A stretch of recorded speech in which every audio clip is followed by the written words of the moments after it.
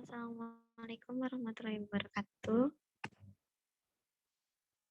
Kami di sini akan menjelaskan mengenai Mesoporus Silica, yakni aplikasi Silica MCM41 dalam absorpsi ibuprofen. Saya kembali di Octavianta, NPM 216. Yang pertama saya akan menjelaskan mengenai material mesopori. Material mesopori merupakan material yang memiliki pori berukuran nanometer dalam jumlah yang besar, sehingga dapat dijadikan dengan luas permukaan yang tinggi. Material mesopori yang khas meliputi beberapa jenis silika dan alumina dengan ukuran mesopori yang sama. Sebenarnya apa sih mesopori silika itu? Mesopori silika merupakan material inorganik yang tersusun dari atom silikon yang berikatan dengan atom oksigen dengan ikatan kovalen. Mesopori silika mengandung pori-pori yang seragam, volume pori yang besar, diameter pori, dan kelompok fungsional tertentu yang disesuaikan pada permukaannya. Ikut gambar 1 merupakan analisa mikrograf TEM terhadap MCM41. Gambar A menunjukkan susunan material terlihat seperti sarang lebah yang dipisahkan oleh dinding tipis pori silika amorf. Yang kedua, atau B, itu merupakan gambar keseragaman mesopori yang sedikit melengkung mengikuti matriks silika.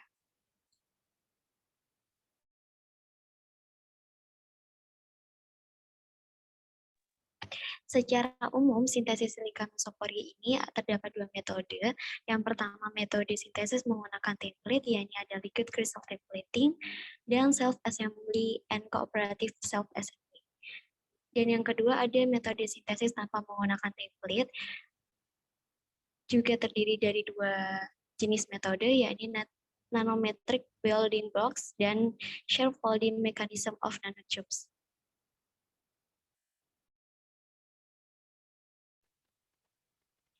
Selanjutnya karakterisasi MC41 dengan XRD atau difraksi sinar X. Itu dapat dilihat pada gambar. Itu pada gambar A, MC41 sebelum adsorpsi. Itu MC41 memiliki kristalinitas yang tinggi dan keteraturan struktur heksagonal.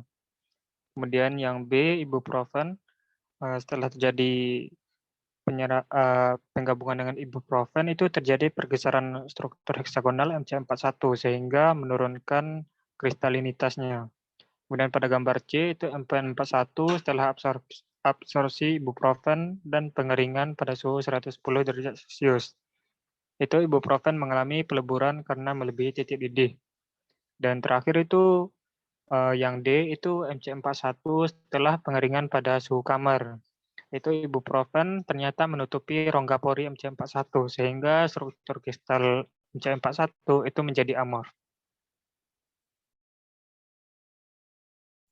Baik, berikutnya adalah karakterisasi MC41 dengan spektroskopi infrared atau inframerah. Yang pertama adalah karakterisasi nanopartikel dengan spektroskopi inframerah ditunjukkan untuk mendeteksi perubahan vibrasi gugus yang terjadi. Proses adsorpsi ibuprofen pada MC41 tidak mempengaruhi vibrasi molekul atom-atom penyusun kerangka MC41. Kemudian ibuprofen mungkin tidak terdapat pada padatan nanopartikel MC41 yang disebabkan pengeringan material pada suhu 110 derajat Celcius. Gambar berikut di sini adalah gambar dari hasil spektroskopi inframerah. Sini A menunjukkan MC41 sebelum adsorpsi, B-nya adalah ibuprofen, dan C adalah MC41 setelah adsorpsi ibuprofen.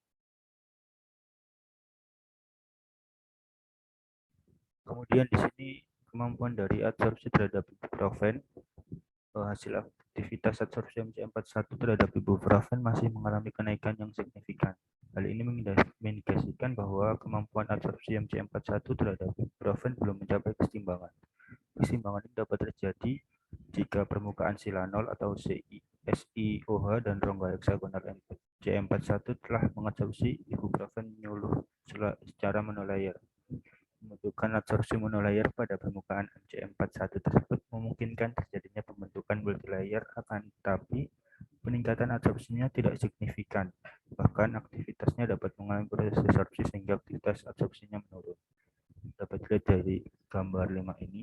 Di sini terjadi kenaikan yang cukup signifikan dari aktivitas absorpsinya. Kami kira itu yang dapat kami sampaikan. Mohon maaf apabila ada tutur kata yang kurang berkenan dari kelompok kami. Kami akhiri. Wassalamualaikum warahmatullahi wabarakatuh. Terima kasih. Waalaikumsalam.